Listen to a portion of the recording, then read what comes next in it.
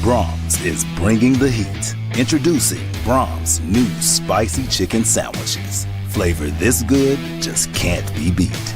Brahms' crispy, tender, spicy chicken delivers just enough kick to ramp up our original recipe. Get it regular or club style with crispy bacon and American cheese. Add on Brahms sauce for that extra burst of heat, and you have spicy chicken sandwich perfection. Because nothing is better than Brahms. It's time for the Skordle Pay Dirt Pick'em Show, presented by Maples, Nix, and Dieselhorst Attorneys at Law. We put it out there, the teams, the stats, the opinions, the picks, and most importantly, where to stop for dinner on the way to the game. Let's get to it. Here's your host, Andy Campbell. Hello and welcome, football fans, to the Skordle Pay Dirt Pick'em Show, sponsored by Maples, Nix, and Dieselhorst Law Firm. It is playoff time in Oklahoma, and I'm looking forward to breaking down the chase for the gold ball with this panel of experts. Mark Rogers, Tom Nelson, Jacob Dieselhorst here as always. Our guest picker tonight is Jay Mendenhall. Jay is a longtime teacher and coach at Oklahoma Bible Academy in Enid. Jay has been on the show many times, so we're glad to have Jay back. First of all, Jay, you and Coach Kayot and the staff at OBA do a great job. Semifinals against Sealing recently, but I know OBA didn't live up to what you guys wanted this year. But talk about your team and what's to come in 2025 for OBA. Hey, man, thanks for bringing that up. Just start off the bat. Appreciate that. No, it was going to be a tough year, right? Like we lost 12 seniors and we lost a good senior group the year before. And so, back-to-back semifinals, quarterfinal appearances, you're always going to have some in-between years, but we still felt pretty confident that we could compete. We just, again, it's 2 years in a row, had just a huge injury bug. 9 or 10 kids out by the end. I mean, you see the team, there's a whole team on the sideline. And when 11 of your 24 kids are already freshmen and then you take 9 more out, it's what it was. I mean, I've never been a part of a team so decimated by injuries, but there's a lot of hope for the future. The seniors we had kind of stuck it out and led as best they could. And the young guys learned a lot. I mean, sometimes you got to get thrown in the fire and you don't get eased in, and that's where we were at this year. So a lot of hope for the future. I think the kids they know what it takes to get stronger, and I don't have any doubt in Coach Kayot's leadership ability. I think that's been proven year after year. So we know what the standard is and what we got to do to be competitive next year and going forward. Well, not to mention a really tough district there in B1 and some really good teams that we'll be talking about here in a few minutes. But let's go ahead and jump into our Pick'em games tonight. We're going to discuss 8 Skordle Pick'em games you can watch for free on the Skordle Network. And then after our Pick'em games, our panel is going to discuss each class from 6A1 down to Class C, pick a champion, pick a runner-up, maybe a dark horse, an upset special, a special storyline that they're watching. So be sure to stay tuned in after our 8 Pick'em games to listen to the predictions for this panel of experts for each class. We're going to kick off the show with a Class 2A matchup. Crossings Christian punched their ticket to the playoffs with a 41-0 win over Dixon a week ago, but their reward, a Week 1 first-round playoff matchup at Millwood. The Falcons 9-1 overall with that only loss, coming back on September 20th to Heritage Hall. Mark Rogers, any chance for an upset, Crossings Christian at Millwood? I think it's going to be tough. Millwood, 2A1 is a much tougher district than 2A2. I was having a conversation tonight earlier with some people that OCS and maybe even Mount St. Mary would have a good chance to make the playoffs in 2A2. So I think the better question comes up a little bit later is who's going to win Class 2A Division I, the state championship? Will it be Millwood or Washington? But I'm going with Millwood here. They advance. Tom? Yeah, I've got Millwood going way past the first round, so that makes my pick pretty obvious. Little surprised to see the tight, low-scoring win over Perry last week, but that tells me more about Perry than Millwood. Perry's pretty darn good, but I'm going to go with the Falcons. You would not have been surprised if Hunter Shepard would have sent you the video of the Millwood broadcast, because that field was, I don't know what you would call it. There was no traction on it. They'd had multiple rain delays. It was just, there were no conditions. It was a massive rainstorm that night. So I think that Perry's a really physical team, and that explained it a little bit more to me why it was so close. So I will give Jonah Neer some credit. A friend of mine, Derek Neer's son, who's a really good running back at Crossings. He's a tough kid, and I think Crossings will play this one close. I don't think it's going to be a blowout, but I do think Millwood advances. Coach I Mendenhall. got really lucky. I got really lucky being on the turf at Fairview last week. It Yeah. would be nice. Coach Mendenhall. Yeah, I'm got to go with Millwood here. Big, fast, great quarterback. That receiver, number 4. I don't know who's going to stop that guy. And so Millwood. Crossing's going to play him tough, like you said. I think Crossings has been playing better and better, but can't go against Millwood here. Jacob. These two teams have one common opponent. Crossings lost early in the season to OCS at OCS 35-3. Millwood played them at OCS and won 41-7. So that tells you a lot about, what Millwood's able to do on both sides of the ball to cause OCS problems. And I could see that kind of translating to causing similar problems for Crossings, especially now that Millwood's going to be the coaching staff at Millwood's going to have them in playoff mode. Now, like you guys said, Crossings, this is a team that's used to making the playoffs. This is the team that's used to competing. So they're going to buckle up and come to play football. But they're overmatched against the number 2 team in Class 2A1, Millwood. And so I got Millwood a 24-point favorite, and I have them winning 41-20. All right, the entire panel taking Millwood. Let's go to Class A Division II for our next pick'em game. The Beggs Demons finished 3rd in 2A6 and now get a 3.5-hour bus ride to Alva to take on the Gold Bugs. Alva 8-2 overall with losses to Fairview and Stroud. Stroud undefeated and champion of 2A5. So two good losses, I guess you could say, there for the Alva Gold Bugs. Tom Nelson, let's start with you. Beggs at Alva. Everybody was talking about Alva back before the season started. They lost to Fairview 35-0. Got by Perry and Woodward by a total of 3 points. It kind of fell off my radar screen a little bit. But then I look up and see their only other loss was at Stroud. They've won 4 straight easily, playing pretty well. Similar situation for Beggs after a disappointing season a year ago. Got off to a hot start, brought back down to earth a couple of back-to-back losses to Davis and Holdenville. Then the 4 straight wins to enter the playoffs. They've got the long drive, 212 miles, as a matter of fact. But the big question, are they going to eat at Taco Village when they're in Alva? I labored over before the this one. game. Hopefully after the game. Yeah. Might give them the advantage they do it before the game. I wouldn't want to get that close. But I think Alva's going to get it done. Boy, I went back and forth. But I'm going to go Alva. Home team. It'll be close. Mark.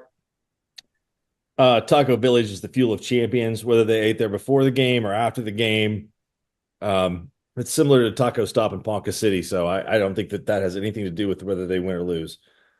All right, I'm like Tom. This one it's tough to tell. Usually trying to predict playoff games, the bus ride has a lot to do with it. I think also what has to do with it is how tough a district you play in and what your schedule is. Beggs it played in a really tough district. Holdenville and Davis are really good teams. I did the game earlier this year between Beggs and Davis, and Beggs almost won that game. They had a hard time with the physical rushing attack from Davis, but their quarterback, Billy Ramsey, is a guy that's really impressed me. I think he can really play. They've also got Ryan Grayson, who's a Division I player. And so I think in spite of the bus ride, I'm going to go with Beggs in this one. No disrespect to Alva. I think they're a good team, and I think this will be a close game, but I'm going with the Demons. Coach Mendenhall. Yeah, almost what Mark said. I think Alva's really good. I haven't seen him on film this year. I saw him last year and thought they're good, and they needed to get a couple kids the ball more, and they have been. I think this year for sure. Like you said, Grayson is a Power 5 offer, for good offers. And if they can get him the ball, that's really tough to overcome in 2A. But I would not be surprised at all if Alva wins it. So I'm really looking forward to that game. That's of the panel of the picks that we had, that game and the cashing game is the one I had the most hard time trying to figure out. So just to be clear, Jay, who's your pick? Jay, what was that? Okay. My bad. Good call. I thought when I said I echoed Mark that, yeah. It's always good. Grayson is a special player. He really is. I think that they use him out of the Wildcat some, and he's going to be tough to deal with if they can't get him the ball in the right ways. Yeah. All right, Beggs at Alva, Jacob Esource. This is one of those first round matchups that it's kind of the luck of the draw being second and third in districts, and then you get two top 10 teams, playing in the first round, and both 8-2, both Alva having a the best year they've had in a long time.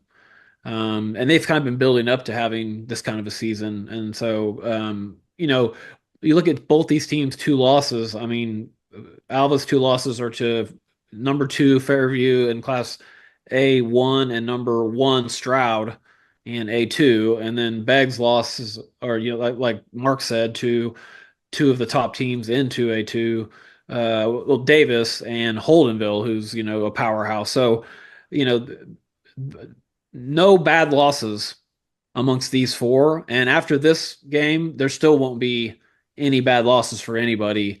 I have Alva a 2-point favorite at home, but I think Beggs is going to out athlete Alva just a little bit and go into Alva and come out of there with a win, 28-27.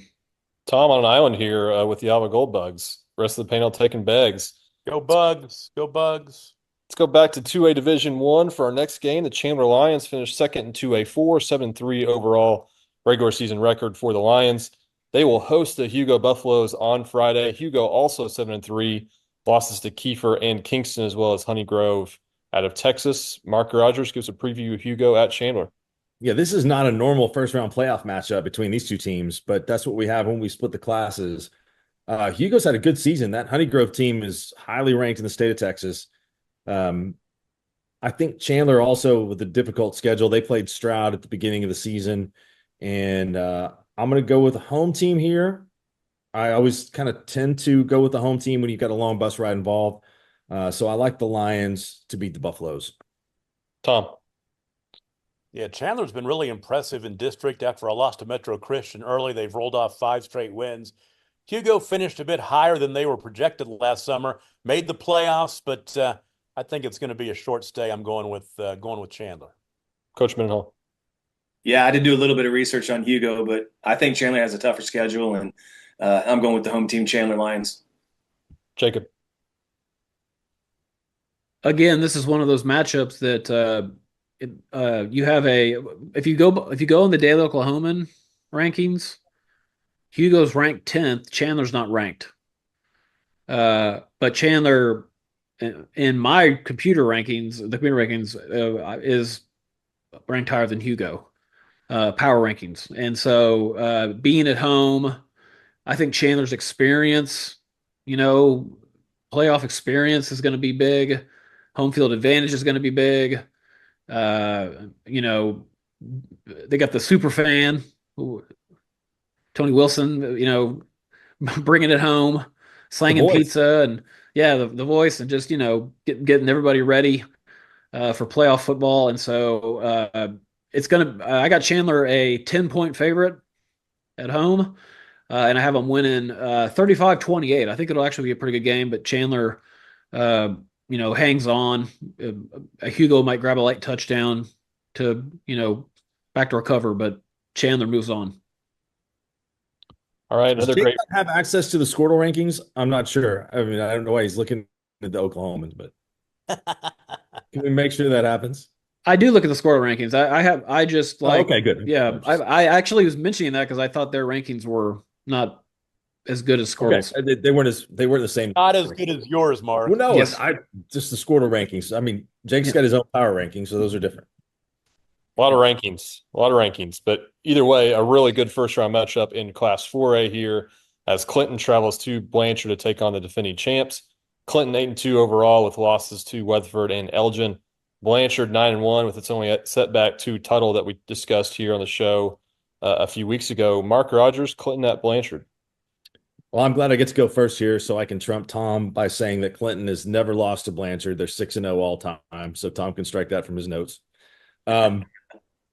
But normally the westernmost district in Oklahoma, Class 4A District 1, is really tough. You've got Clinton, Weatherford, Elk City, all those teams. But this year, Class 4A District 2 is better. It's got Blanchard, it's got Tuttle, it's got Bethany. And that's, again, not anything taking a shot against those programs. So Blanchard's defending state champs. They've got a great team.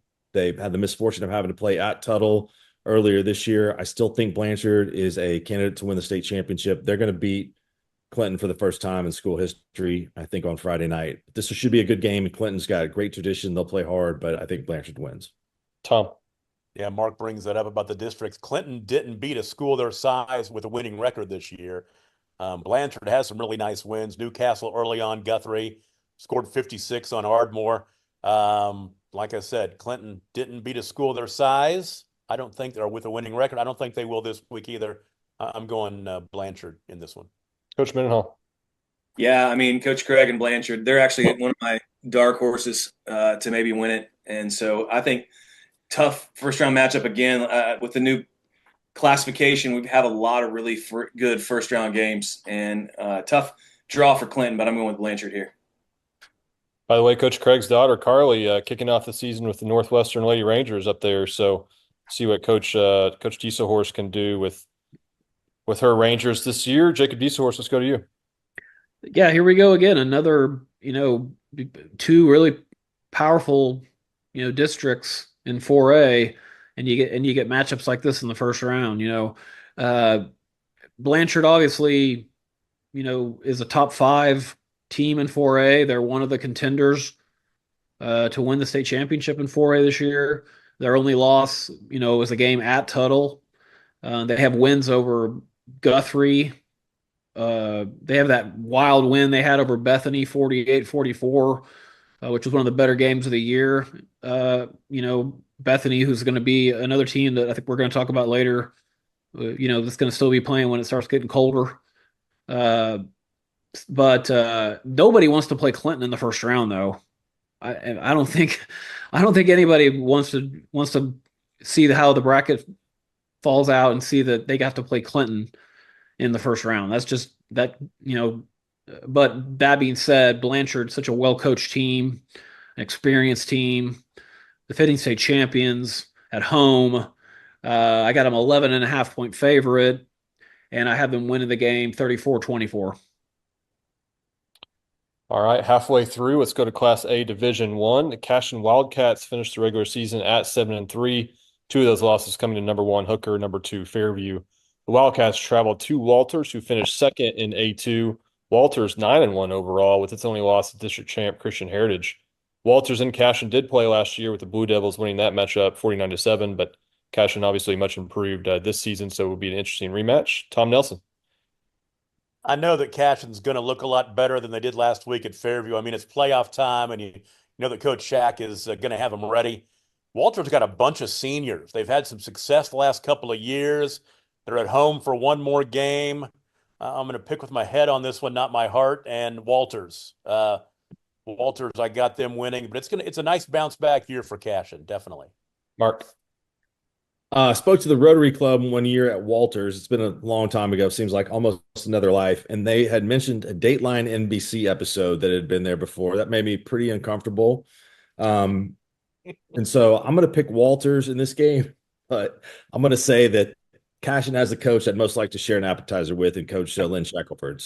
But Walters wins this game. Cashion's improved a lot, but not enough to win this one. What did you speak to the Rotary Club about, Mark? I just think that they were looking for a sports guy, like kind of a desperation, something like somebody that'd been on TV before, other than the Dateline episode. Very impressive. Coach Mendenhall, let's go to you. Cashion at Walters. Yeah, maybe a bit of a surprise pick, but, I talked to Coach Shackelford a little bit about what they have to do to win, and he said they're big and strong and fast, senior laden. He mentioned B.J. Palmer, 34, going to be tough to tackle. But at the same time, I did watch Cashion and Fairview last week, and, the thing about Coach Shackelford is he's going to get his guys in good positions, and they got some guys this year that are getting the job done. And even in the Fairview game, they went up and down with him a little bit. Now they had a couple near misses that would have kept it closer longer. And, I think if they can stand up to some of the physicality of Walters and tackle 34, like Shaq said, I think they can stay in it at the end. And if it's a close game, Cashion has the ball. I'm going with Cashion and their experience and their leadership there from their coaches. So Cashion. All right, something is wrong here, because if Jay really did talk to Shaq, there is no way Shaq said they were going to win this game. So I mean, he didn't say that. No, or know anything that he said. He would tell Jay, "We're going to go down there and get killed." So I'm yeah. So he didn't tell me that at all. It makes me very nervous. He didn't tell me that at all. But that's what I feel. There's a running joke when Cashin in 2020, when they went 15-0, that Shaq said they were going to lose every single game. Yeah, no, so that's just how he is. No, he did not tell you that they had a chance. Yeah, Jacob, let's go to you. Cashin at Walters. And again, A1, the way these districts set up, you get a matchup like this in the first round.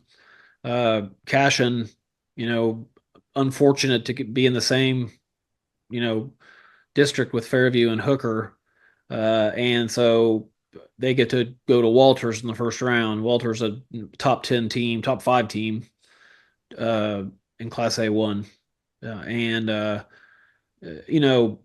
These teams do have a common opponent that they both played in the regular season.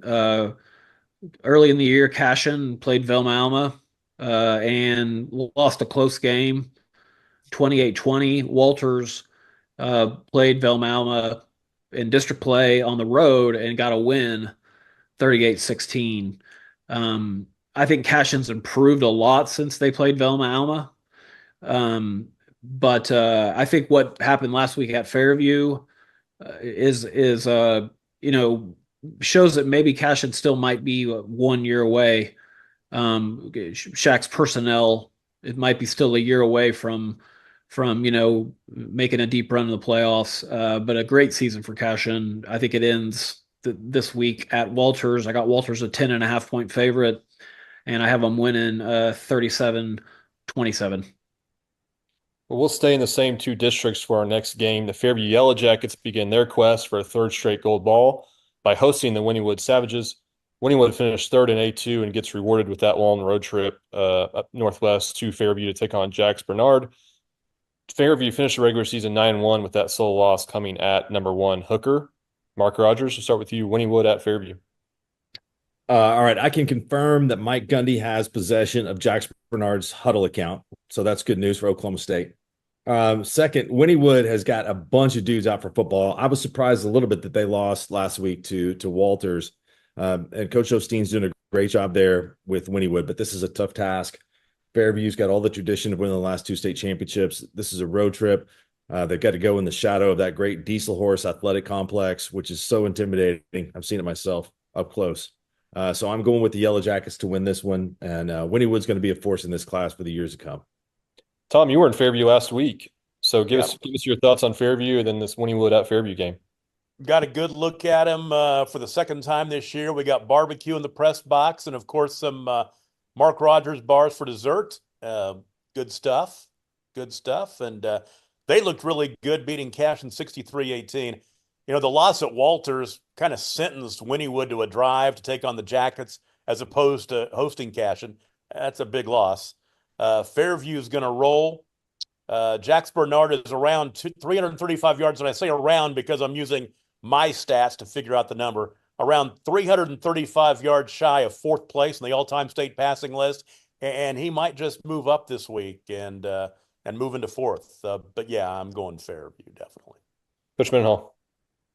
I actually remember the last time Wynnewood came to Fairview to play in the playoffs, my junior year, actually. And we had a legendary coach who gave us a saying to get us pumped up that week. And he said, Winnie would if Winnie could. And we still joke about that with Coach V, but never forgotten that they were a good team.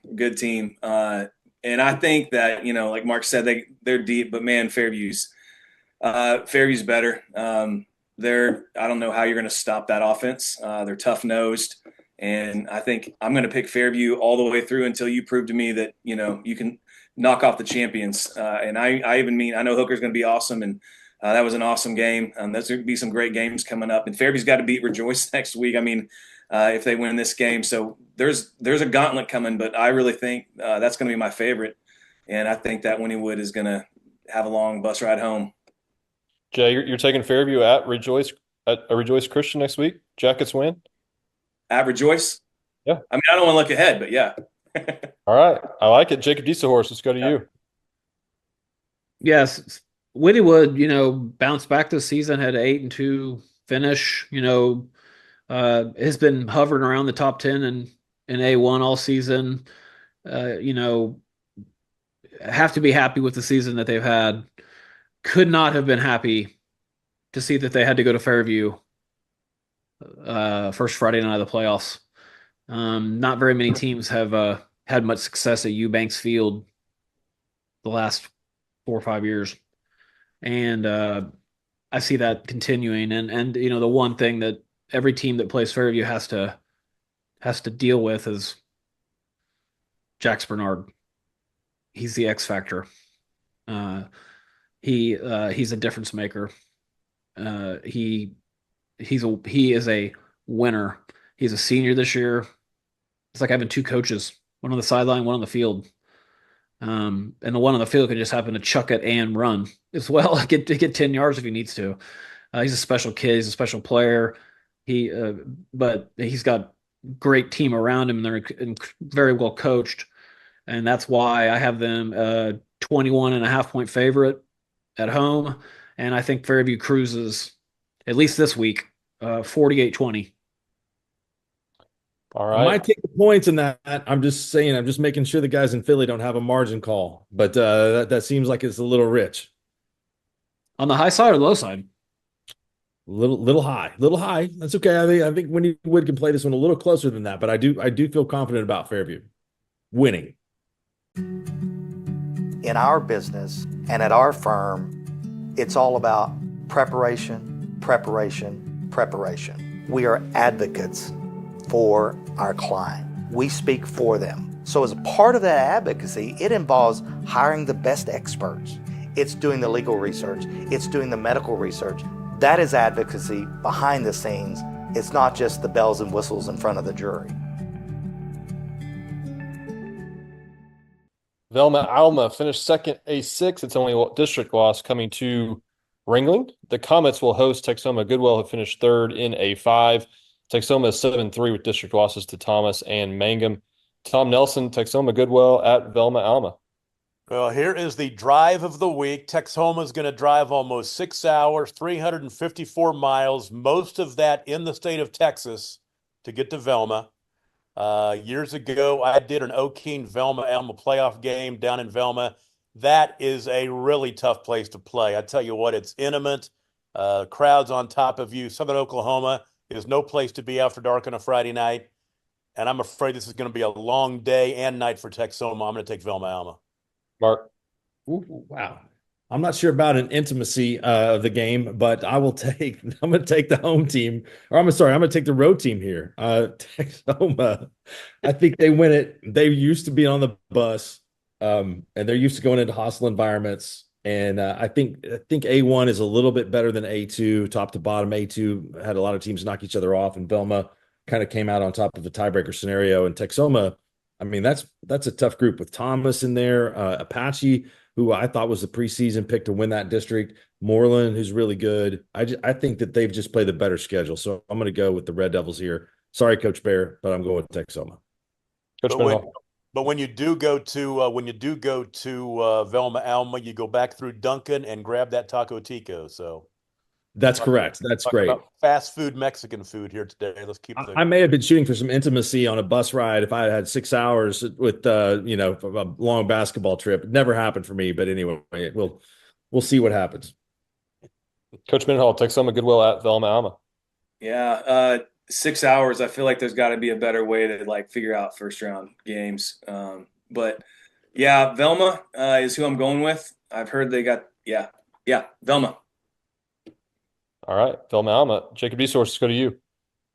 This was one of the hardest games to handicap for me this week. I was back and forth, and it was honestly it was the hardest game for me to pick too. Velma Alma, I think this is their first season 11-man, right? They've made the jump up from 8-man to 11-man this season, and they've really not had much problem with that transition. They're sitting pretty at 8-2, top 10 in Class A2. Texoma Goodwell, I think they probably played the hardest non-district schedule of any team in Class A2, playing Texas teams. challenging themselves all season long.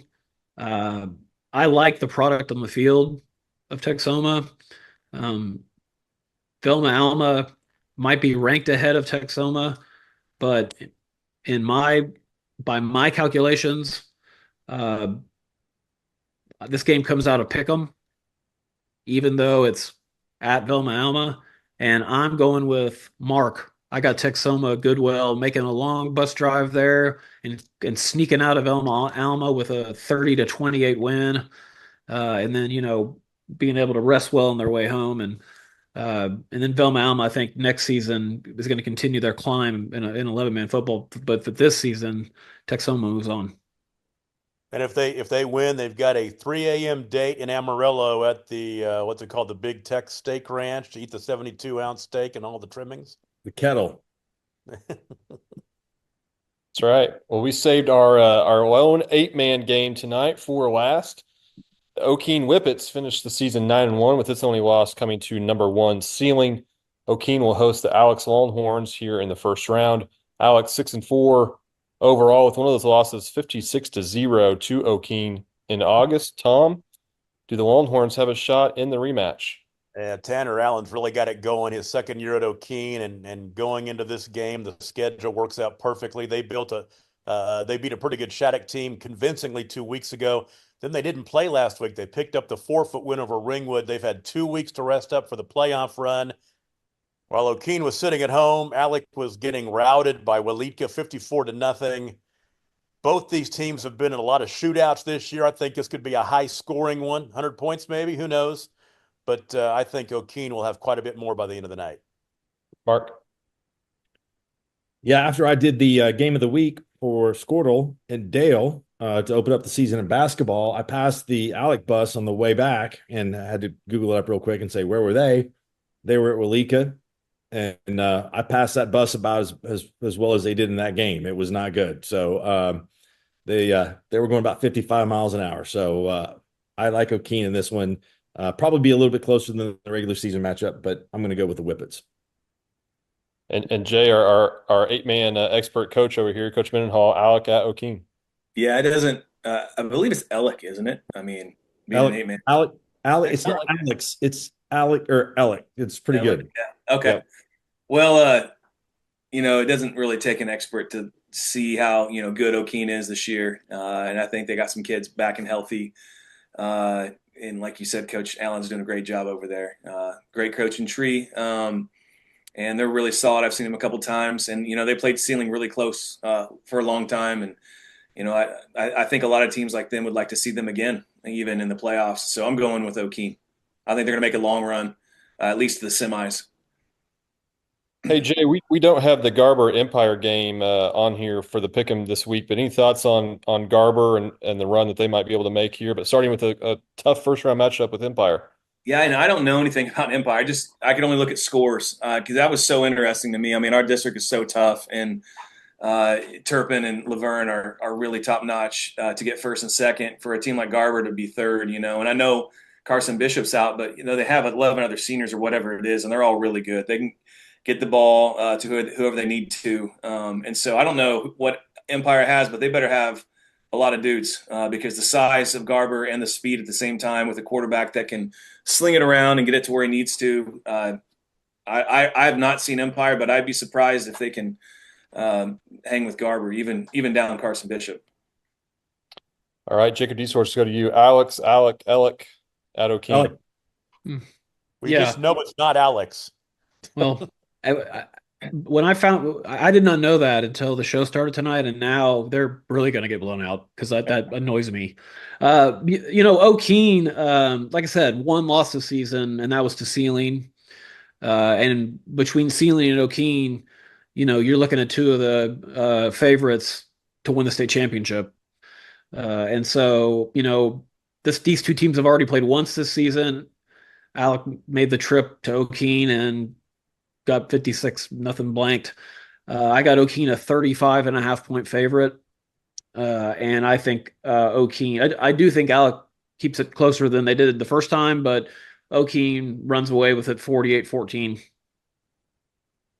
All right, those are our 8 Skordle Pick'em games that we're going to discuss tonight. You can watch all those matchups for free on Skordle app, Skordle.tv, or the individual school Skordle websites. Now we're going to quickly discuss each class from 6A1 down to Class C. Our panelists are going to give us champions, runners-up, dark horses, maybe an upset special or a storyline that they're really following from each class. So let's just we're gonna take this very quickly. 6A1, Mark, let's start with you. Bixby lost last week for the first time to a team from the west side of the state since September 22nd, 2017 to Norman. This class seems to me to be more wide open than it has been really in a long time. Edmond Memorial beat Union the week before. That's probably the biggest win that program's had since 1993. Last time they beat Union. So it's wide open, but I still think you've got to go with the chalk here. Owasso's beating everybody. They're 10-0. But I think there could be some really, really great stories along the way. I'm going to pick Owasso. I think it's Owasso and Bixby in the final, and I want to go with Bixby because they've been the most consistent over the last few years. But this is a tough one to pick, and it hasn't been a tough one to pick in the last few years. But I'm going to go with the Rams. Tom, I want to ask real quick, Jake. You're our Deer Creek expert. They've struggled here late in the season. I can't remember. Are they dealing with injuries, or what has been the situation there? Just real quick.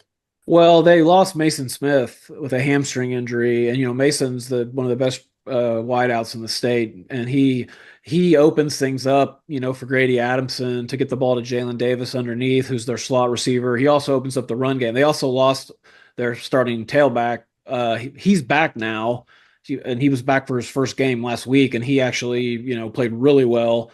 Jalen Davis played exceptionally well for Deer Creek last week, but that's why Deer Creek had so much trouble, and had that three game losing streak. That and they were playing powerhouse, injury bug, and I think a little bit of a dose of reality too. Deer Creek's undersized on defense. They got a kid, Brady Brewer. That kid just flies all over the field, just tackles everybody. He's so undersized, but plays that rover safety position as good as anybody in the state.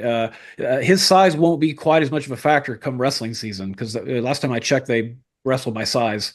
But that's injuries, and maybe just kind of adjusting to the top tier of 6A1 too. I ask you that because there's some really interesting matchups. Another backyard brawl could happen in the quarterfinals, Jinx and Union. And like I was going to say, if the first half of the year Deer Creek team shows up as opposed to the team that lost 3 or 4 to end the season, a quarterfinal with matchup with Owasso could be pretty juicy. Potential of a Bixby-Norman round 2 in the semis. Bixby has a chance to get payback on both of their losses because, like we say, Norman upset them last week and Owasso got him in week 1.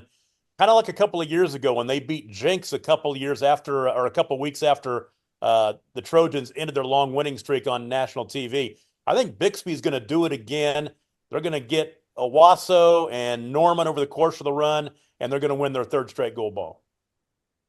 Our fans should well know this, but Coach Mendenhall is watching film on 8-man football and his opponents, and they didn't play Jinx and Norman and Bixby this season. Maybe next year they'll be on OBA's schedule, but he's probably not watched a whole lot of film on 6A and 5A and 4A schools. But Coach Mendenhall, give us your thoughts. 6A1. Yeah, I'll be brief. I'm big on you need to prove to me that you can knock off the champions, and teams like Bixby are used to the gauntlet that is about to happen. And so sometimes a team from the west side, and it is more wide open than I've seen in a long time, but a team from the west side can jump up like Norman did.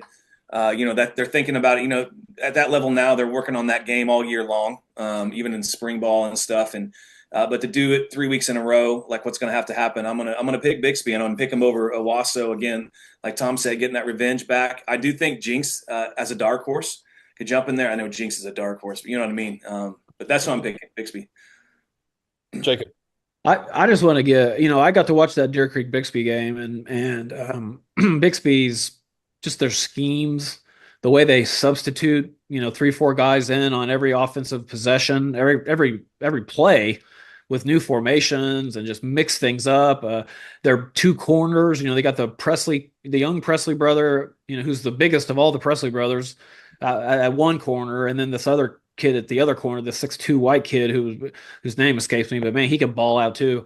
But how about Norman? I mean, Norman has got to be the feel good story of 6A1 football this year, and they have played so well these last 4 or 5 weeks. I remember the first week of the year when they beat Norman North. Everybody was like, "Wow, what an upset!" Well, now Norman is, hitting here looking like a Final Four team for sure. Here's how I see it. Here's my Final Four in 6A1. I got a Bixby Norman rematch on one side, and I got a Wasso Jinx on the other side. I think Bixby gets Norman this time. I think they, correct the things that they saw that Norman did to be able to beat them when they played last time, because they have such an amazing coaching staff. But it's going to be a great game. And I think Jinx is going to knock off Owasso. I think being undefeated at this point in the season, and Owasso might prove me wrong. They proved me wrong all season long. But Jinx has been on a roll the last 5, 6, 7 games. And so I got a Bixby Jinx state championship game, and I'm taking Jinx. Speaking of dark horses, Jay, I got Jinx beating Bixby at 6A1 champs. Yeah, I was out of town all weekend long, out of state, and so I didn't see what happened on Friday night. When I got back today and started looking at numbers, I go, wait a second, Norman beat Bixby? What the heck? Yeah. I didn't see it till today. Norman's quarterback, that kid can play. Phoenix Murphy. Yeah, he's balling out. I mean, he really is. But 6A1's, like I said, it's actually this year, there's 4 or 5 teams that can win it. So it'll be interesting. Can't say that very often. 6A2, Mark Rogers. All right, Muskogee's the defending champs. They've won 13 in a row, but Choctaw beat Stillwater, so they're on the other side of the bracket. This is a 3-team race.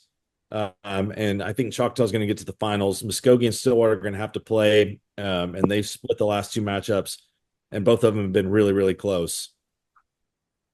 I think Muskogee repeats. I think it'll be Muskogee and Choctaw in the finals, and it'll be a great game. Tom. Yeah, with the top 4 teams getting first-round byes, those 4 should have a pretty easy road to the semifinals. The exceptions might be a possible Sand Springs Piedmont or Stillwater PC North matchup in the quarters. I'm going Muskogee Choctaw in the final. Ruffer's going to add another gold ball to that trophy case. Coach Mendenhall. I'm not copying you guys. I picked Muskogee, and I picked them over Choctaw. Jacob DeSource.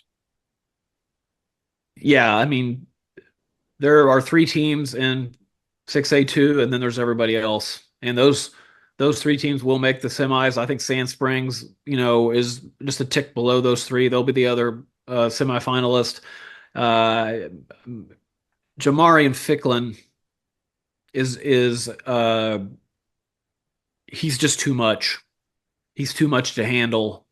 He's one of the top quarterbacks in Oklahoma high school football, no question about it. Dual threat. So I got Muskogee, beating Stillwater in a great game, and then a Muskogee Choctaw final, and I think Muskogee is going to win their 2nd straight title. Let's move on to Class 5A. Mark Rogers. 35 in a row for Carl Albert. They have been dominant the last couple of years in the playoffs. They've been winning by an average margin of 19 points a game. Or that's the closest game that they've had in the playoffs is 19 points. 7 shutouts this year. I thought last year might have been the best team that they've had in the history of the school. This year's team might be the best that they've had in the history of the school. So if Carl Albert wins, they can tie Ada for the most state championships in Oklahoma high school football history, which is something that Ada's had and dominated all on their own really for the last 65 years. So Carl Albert's the cream of the crop. They're going to win this again. I think they beat Del City in the finals. Tom. Easiest pick of the show. Carl Albert didn't give up a point until October 10th. They've only given up 26 all season. I think a team that could make some waves is Newcastle. After a slow start, they've become the hot team, and they have a chance to make a nice run. But you know what? It's Carl Albert. It's just Carl Albert. They're just too darn good. Coach Mendenhall. Yeah, Carl Albert. You can't. I mean, 7 shutouts and no one within 30. I feel bad for Dell City having to be on the same side of the bracket. I think they're pretty good, but I have Carl Albert beating the Booker T in the finals. Jacob Esource. Obviously, Carl Albert and Dell City are destined to play the two best teams in 5A are going to play in the semifinals on one side. Newcastle, I think, is going to make a run and be there, and I think Booker T Washington is going to be the other team that makes the semifinals. They've gotten better and better as the season goes on, but Carl Albert, I mean Tristan Haynes. Devin Woodring, the senior quarterback, getting to throw the ball to a talent like Tristan Haynes, who, is a 4-star recruit, had committed to OU, at least for now. Both sides of the ball. And then you also have, Trene Washington, Caden Davis, the running back, who's, another one of the top players in Oklahoma. I mean, Carl Albert is the class of Oklahoma high school football. I think they could compete in 6A2. I think they could probably compete in 6A1. And I think they are going to complete an undefeated state championship run again. Carl Albert will be hosting the Gold Ball. They're the most talented team on paper in Oklahoma. Let's move on to 4A. We talked about District 4A2 with Tuttle, Blanchard, and Bethany a little bit earlier, but Mark, give us your picks. Hey, my bad. Newcastle is my pick to be against Carl Albert in the finals because you guys are right. They would play Carl Albert 5A2 and Del City 5A4 in the semifinals. 4A, wow. So the biggest game of the year in this class was Tuttle beating Blanchard because that sent them to the other side of the bracket where Elgin, Wagner, and Blanchard are all going to have to be on the same side. This is I've been going back and forth all night on this one. Tuttle has great skill players. They've got Cruz Campbell at quarterback. It's the best quarterback that they've had there, maybe since Jason White. They've got elite skill. Elgin has elite line play. I think Elgin's coming out of their side of the bracket. They've been too good this season. They've been dominant. They've outscored their opponents by 49-5 margin all season long.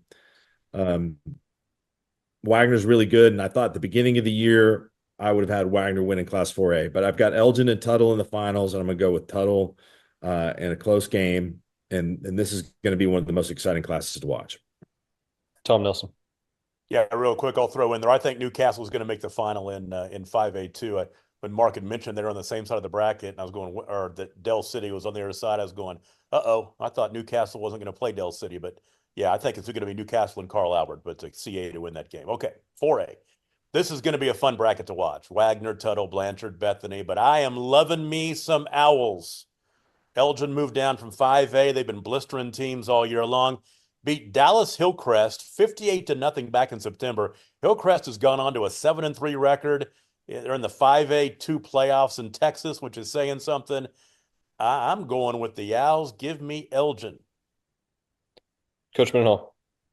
Yeah, I mentioned earlier Blanchard is a quote dark horse for me. I think that they got a shot to win it as well. Just such a tough side of the bracket. I got Elgin beating Tuttle in the finals, and I want to give a shout out to my cousins Bentley and Leighton Ellis. They live in Elgin there, so they're going to like that pick. Go Owls. Let's go to Jacob Desource, Class 4A. Well, I don't know who you're picking because while I do see Elgin making, by the way, did you guys get that? Who? The Owl? Fine. Okay. I do see Elgin and Wagner on a collision course in the semifinals, although don't Blanchard Wagner. I think that's who is going to be looking at a matchup there. That game could go either way. I have Wagner coming out of that side of the bracket though and making it. And on the other side, I have Tuttle. Campbell. Listen to these numbers. He has 29 touchdowns, 2 interceptions on the season. That's throw for 2,000 yards, 29 touchdowns, 2 picks. He's a difference maker. And he's got a lot of talent, around him too. That doesn't hurt either. And I think Bethany is going to find their way into the semifinals and a date with Tuttle. And I've got Tuttle and Wagner in the state championship game, and I'm taking Tuttle. I know I'm going a little chalk here, going Muskogee, Carl Albert, Tuttle. But, you can't help what your heart feels. I think Tuttle's going to win this thing. Let me give you one more guy that I think's got a great chance to end up at Oklahoma or Oklahoma State, and probably Oklahoma State. Brady McAdoo at Tuttle. He is an incredible player. He does everything. He can play linebacker. He can play running back. He can play anything on the defensive side of the ball, safety. And I think he's going to make a name for himself in college football. He's a little short, a little undersized for a defensive player, about 6 feet tall, maybe a little bit over 6 feet tall, but he's a great player. Watch for him to make some plays in the playoffs. All right, let's move on down to Class 3A. Mark Rogers, kick us off. Heritage Hall just won their 76th straight district game. That's not bad. They lost to Lincoln at the beginning of the year. Their last district loss was to Newcastle in 2013. Lincoln Christian is really good. Sulphur is really good. I kind of got a hint of what I think Sulphur was up to when a couple weeks ago they scored 78 points against Victory Christian. So if you know anything about Class 3A, you know that is ground zero for private schools versus public schools in the state of Oklahoma. I think Heritage Hall's a little young this year. I think that Lincoln's going to be in the finals. I think Sulphur's on a little bit different kind of mission this year. And I don't want to respect Lincoln Christian because they are a great team. They're a great program.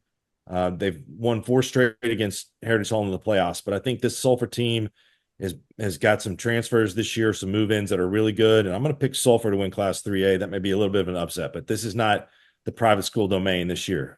Sulphur has got a great team, and I think they're going to show up to the finals. I think they get a good chance to win it. Tom. Yeah, I like Sulphur and Plainview to come out of the bottom half of the bracket, but that top half is a bear. Lincoln Christian and Heritage Hall probably meet in the semifinals. I'm going to go Lincoln Christian over Sulphur in the finals. Jay. Yeah, that Lincoln Christian Heritage Hall in the semis is going to be a barn burner. I think I'm going to hold true and pick Lincoln to go ahead and come out of that side and then face Sulphur as well. But I'm going to pick Lincoln to win the whole thing.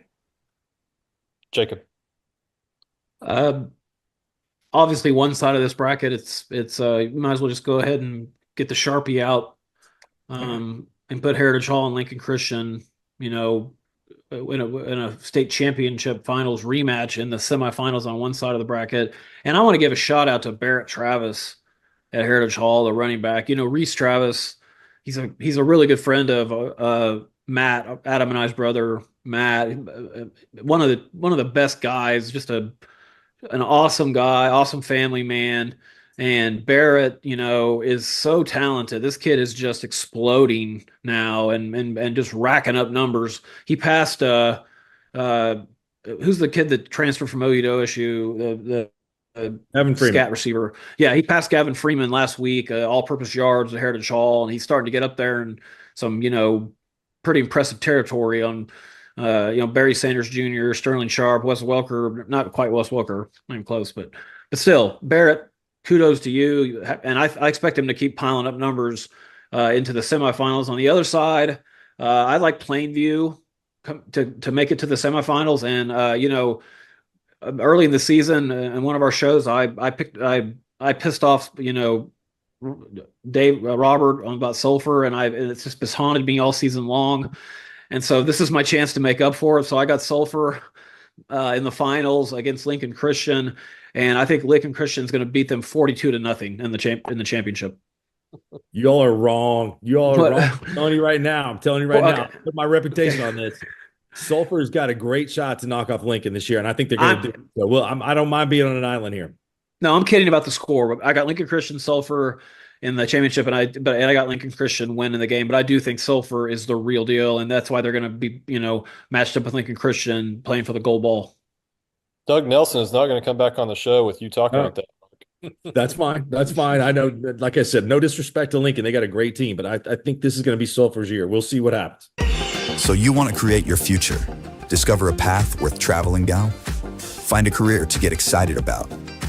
For decades, Career Tech has been training talented, skilled individuals, empowering them to step into a career that fuels not only their life, but the Oklahoma workforce. These individuals are the heartbeat of this state's economy. Individuals just like you. Create your future today at Oklahoma Career Tech. All right, one of the more interesting classes, I think, or more fascinating classes to pick, 2A1. Tom Nelson starts off with 2A1. Well, 40 straight wins, the last two 2A titles. Millwood and Metro Christian going to have something to say about it, but I have not picked against Washington for a long, long time, and I'm not starting now. Mark. Okay. Washington's got some injuries on the offensive line. That could be a little bit of a problem. The good news for Washington is Millwood, Kingston, and Marlowe are all on the same side of the bracket. Millwood has an injury at quarterback. So I think that they're going to be a little bit they're struggling a little bit on offense right now. Millwood, Kingston, and Marlowe are all capable of getting to the finals. So I think Washington will be able to beat Metro, but this class is way more wide open than we thought at the beginning of the year. I think everybody had Millwood, Washington penciled in as the final, but I wouldn't be surprised to see any of those 5 teams win it. Millwood, Kingston, Marlowe, Metro, or Washington. I'm going to pick Washington. I think because of the tradition, because of the program. Millwood they're equal, I think, with their program and tradition. Marlowe is really good. All these teams have a lot of participation, but I'll go with Washington to make it 3 in a row, but it's a really just slight lean. Coach Mendenhall. Mark, do you know if Millwood's quarterback's coming back?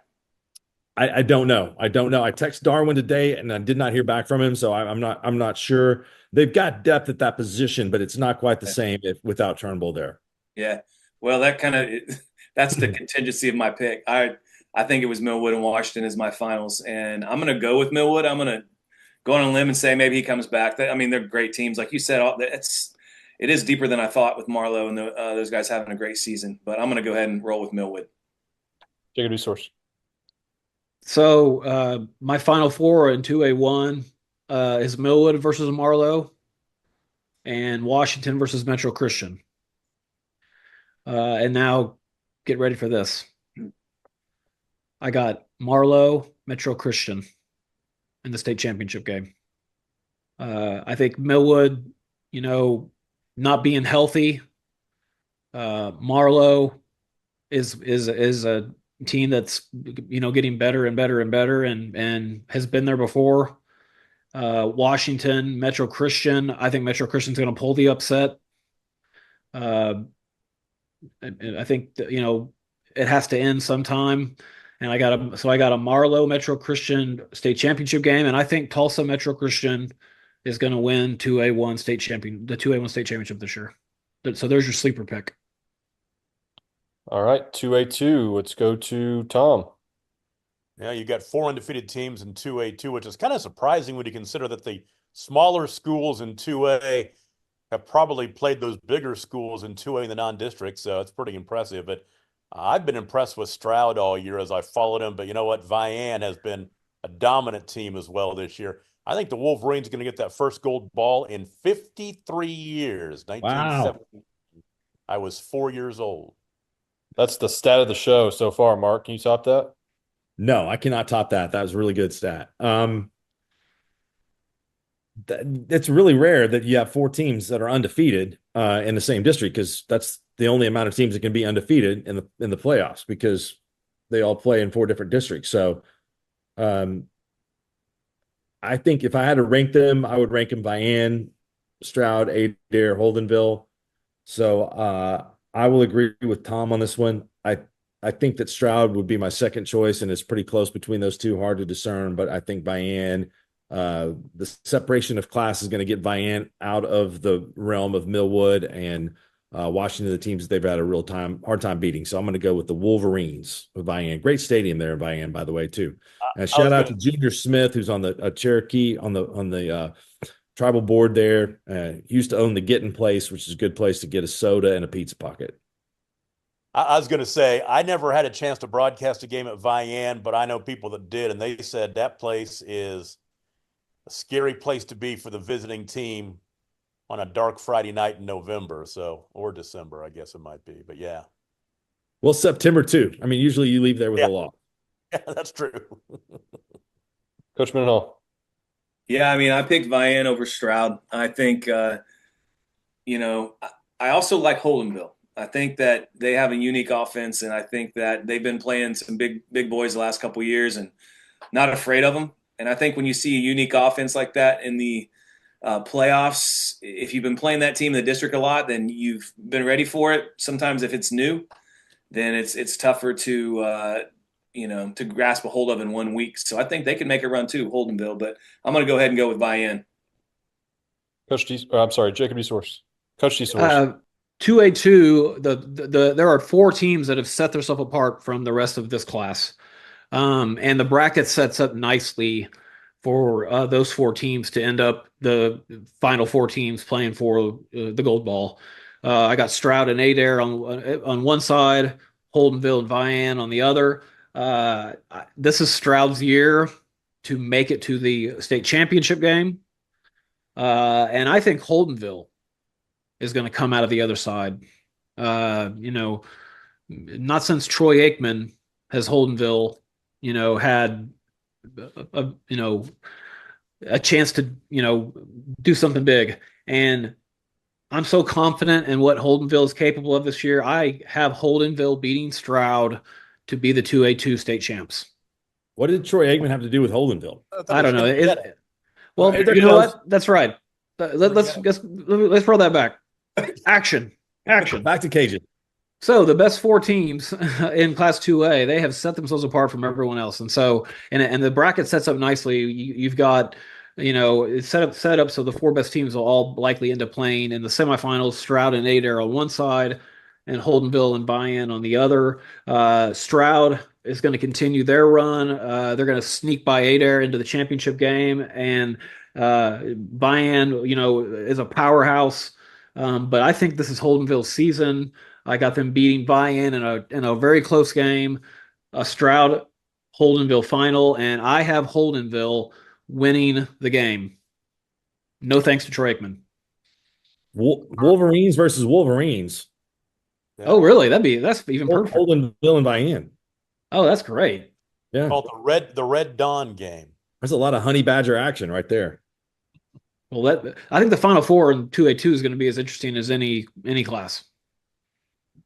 4 more classes to go. Let's go to A1, which is already talked about quite a bit tonight. But Tom starts off with A1.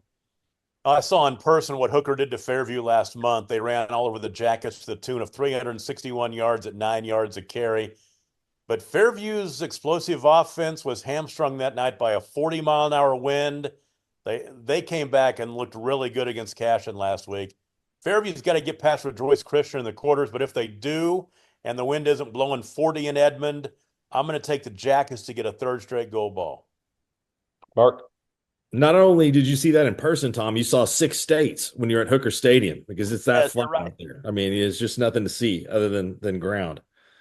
All right. At the risk of losing the title of Mark Rogers bars and those turning into Tom Nelson bars, which has been one of the proudest things that I've ever had named after me, really the proudest. I think Hooker, when they got that win, they've been really good, but they couldn't get over the top against Fairview the last couple of years. Fairview's program has been incredible. Jax Bernard is incredible, but I think that they've lost enough to graduation where Hooker was kind of ascending all this time while Fairview was on top.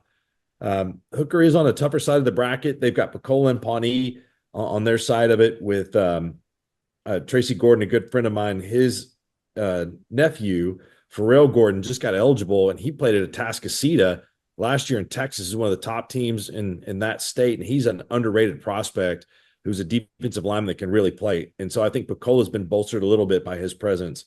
And Pawnee's been on a huge run since playing some tough games early in the season. I'm going with Hooker. Sorry, Fairview. Huge fan of the program. They've done a great job. I know this is a tough place to pick against Fairview, but I think that the Bulldogs are going to get the win this year. Coach Mendenhall. I said it earlier. You got to prove to me that you can beat Jax Bernard and knock off the champs 3 years in a row. I'm going to roll with the champs. However, and I watched the Hooker game too, and like Mark said, or Tom said, I wasn't aware of the wind. I wasn't there. We were playing as well. I just kind of watched it later on, and I just feel like playing a team the second time when you're that good, when as good as I think you're going to have a little bit better of an idea how they're going to attack you. I think you can do some things to hopefully help with some of the just shore up some of the run defense. I have high expectations for if they have a rematch there. But again, I mean, I'm going to drive to Tulsa or Wausau next week and watch Rejoice and Fairview. That's going to be an unbelievable game. In the second round, just one of those things where it's way too good of a game for the second round. So Fairview, I can't look ahead one at a time, but I'm still going to roll with Fairview. Man, they got a tough one next week too. Jacob Esource. Hooker. Here's how the power rankings, how I have them ranked. Hooker number 1, Fairview number 2, Rejoice number 3, Pawnee number 4, Pawhuska number 5, Walters number 6. I see, the one thing that really impressed me, even though the weather was a huge factor in that Fairview Hooker game, because Hooker can throw the ball. Their running game that night was the difference. They just ran the ball down Fairview's throat. And, that concerns me. Fairview, like everyone's been saying, they have a gauntlet run to get back to the state championship game. A game against Rejoice, who like I said, is 9-1, and I have ranked just right behind them in the class. Next week on the road is no easy task. And then likely a semifinal game against Christian Heritage. They're gonna have to run the Christian gauntlet, to get to the state championship game. But I think they're gonna do it because they've got what it takes. And Coach Bernard and the rest of Fairview's coaching staff, they're gonna find a way. And lucky for them, Hooker's gonna lose to Pawnee in the semis. And it's going to be a Fairview-Pawnee final, and Fairview is going to win the gold ball one more time. Jax Bernard is going to go out on top, just like he deserves to. Another state championship for the Fairview Yellow Jackets, and the Jax Bernard legacy grows. All right, we'll move on to Class A Division 2. Tom starts off A2. I'll make it pretty short and sweet. I got to take Woodland. That win over Pawnee looks better and better every week, and they also got Pawhuska early on. They handled Hominy by 20 points. They haven't won a gold ball since 2010. 14 years later, they're going to get it again. Mark. The state championship will be contested in the second round. It will be between Woodland and Mangum, but this will top Leonardo DiCaprio being in Woodland for Killers of the Flower Moon. Woodland will win the state championship. Coach Mendel. Yeah, I got Woodland over Hominy in the finals. Short and sweet. District matchup there. Yeah. Yep. Jacob Esource. Probably. My final four is Thomas, Texoma Goodwell, and Regent Prep and Woodland. I think the Thomas Terriers, they got like three names now. I can't remember them all. Thomas Fake Custer. Yeah. I remember Custer City days. They had a good little baseball team back in the day. The greatest play in the history of midget baseball ever to beat Custer City in the state championship game. Who thought that a muffed fly ball in the outfield could end up being a game-winning double play? Thomas Texoma on one side, and I got the Thomas three-name Terriers going up against Woodland in the state championship game, and Woodland is just at least a touchdown better than everybody else in A2. The way the draw came out this year, it's Woodland's year. It's Woodland's championship to lose, and I think they're going to find a way. Although I do think Thomas is going to test them, and Thomas does a really good job of making other teams play their brand of football. But with that said, Woodland is going to win the gold ball. Laverne is the most recent state champ in this class, winning it in 21 and 22, keeping in mind that Sealing, who's now in B2 was winning it last year. Yale, the only undefeated team left in the class. Dewar's really good. Turpin barely lost to Laverne last month. There's some really good teams here. Give me Felix Thiel and Laverne. They're going to win this thing again.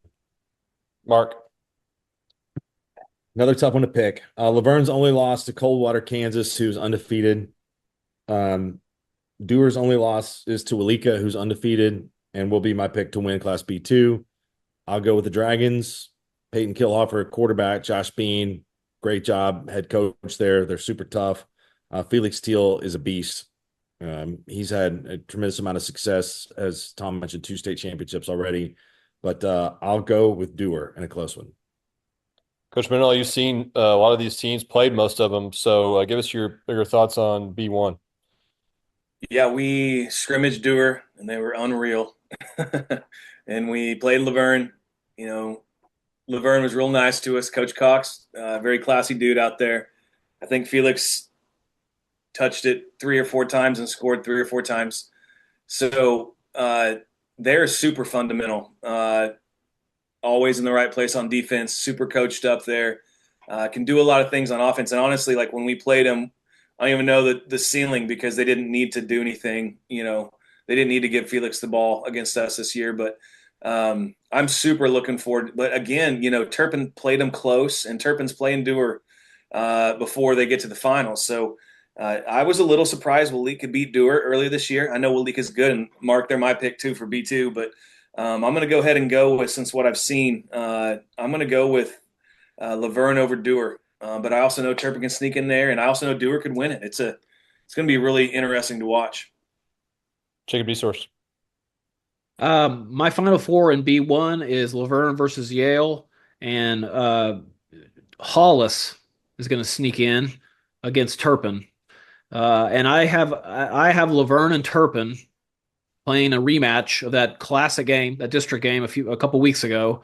And I just think Laverne, you know, they have the edge, the tradition, and I see Laverne winning another state championship in a really good game over Turpin. All right. Well, we have a couple picks already from B2, but Tom, let's go to you. Well, like we are just talking about, your Class B defending state champ is in B2. Sealing hoisted that gold ball, and they're back and they're in the mix here. I want to give Covington Douglas a shout out for an undefeated season. Brian Smith and his kids down there just have had a tremendous year. I think it's Walika. 5 shutouts, a really good win over Dewar back in September. They're good, and I think they're going to hoist this B2 gold ball. Mark. The Drake twins there. I like Walika. Yeah. Coach Mendel. Yeah, what Mark said, or what Tom said about Covington, just being that close to them. They got a great staff. Coach Smith does a great job, and kids play hard. You know, they beat Garber this year, and had several good wins. And so, I mean, they can play with Sealing, and they'll play them in the semis. And that's, you know, that's kind of a dark horse pick too. But I do believe with what Walika has that they're going to be the team to beat. Cov Doug, they deserve a decent playoff run for what happened to them last year in the first round against Velma Alma, if you remember that. They just got crazy. Robbed. Yeah. Yeah. Yeah. Well, I got good news for you. If I got Covington Douglas making a run to the semifinals and playing Sealing on one side, and then I got Walika, and I think O'Keen's going to make that other side of the bracket, and which is going to make for 2 just really, really good semifinal games in B2.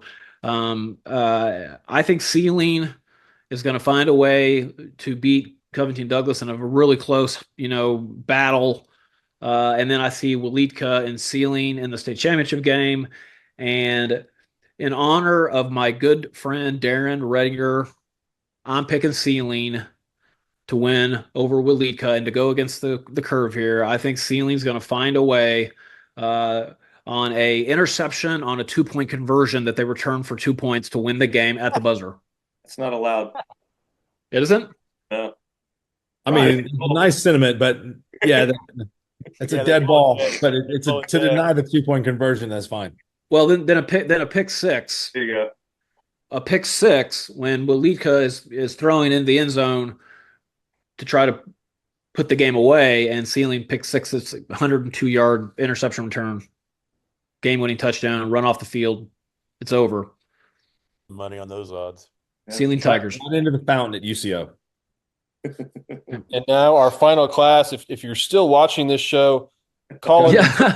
Call into Mark's show tomorrow. He'll get you some free Johnny's charcoal boiler. And let's go to Class D. Tom Nelson. You look at Tipton. They've won the last 2 state titles, 38-game winning streak. I got to say, though, Timberlake, they're playing for Thatcher. Yep.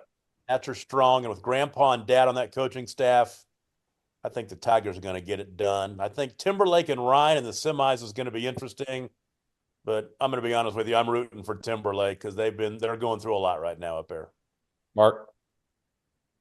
Yeah, that's a great story. I mean, it's a story that we're all supporting Thatcher and hoping for the best. Not necessarily a great story, but I think Tipton is going to be tough to beat. They've won 4 of the last 9. This could be 5 of 10. Travis White does a really good job. I think that could be a great final, but I'm going to go with Tipton. Coach Mendenhall. Yeah, I'm with Tom. I think they're going to do it for Thatcher. They were good, but I without extra motivation. But I think that's what's happening this year. And our final pick, Class C, Jacob Easorst. My final 4, I have Timberlake, Tipton, Tyrone, and if there was another team that started with a T, then I would have picked them to be in the other one, but there's not. So I went with Ryan, because I like that name. It's great. And it's going to be Tipton and Timberlake in the championship game. I think since the early days of Skordle, we've been talking about Timberlake and Tipton every year when it comes this time. And but again, as much as I don't want to, I have to agree with Mark. I think Tipton just tips the scales just a little bit and finds a way to win over an inspired Timberlake team, and it's going to be Tipton, Class C state champs. Hey, real quick, did I see that they're going to have the 8-man state championship games at UCO too? They're all going to be at UCO this year. That's cool. That's cool. Yeah, there's going to be a couple. I mean, classes are going to have a bye in the semifinals. So, I mean, you have to look and see, but all the games are going to be held at UCO on those 2 weekends, Thursday through Saturday. Cool. And kudos to UCO because that facility is so great, and them offering that field up now, and it's becoming kind of a tradition to see a lot of these state championship games on the west side of the state. That's the best part because it's right down the street from us Edmondites, and so but yeah, that's awesome, and that's a great place to have the state championship games play. It's an awesome facility, and maybe they might even let Skordle in the press box this year. We'll see. Yeah, the roof is nice. Yeah. Thank you for joining us on the Skordle Pay Dirt Pick'em Show, sponsored by Maples, Nix, and Diesel Horse Law Firm. Really appreciate Coach Mendenhall joining us as our guest picker tonight. Be sure to tune in to Skordle.tv so you can watch all the games we talked about tonight for free. Skordle app, Skordle.tv, or the individual school network pages. Good luck to all the playoff teams in action this week. We'll be back next week with new guests.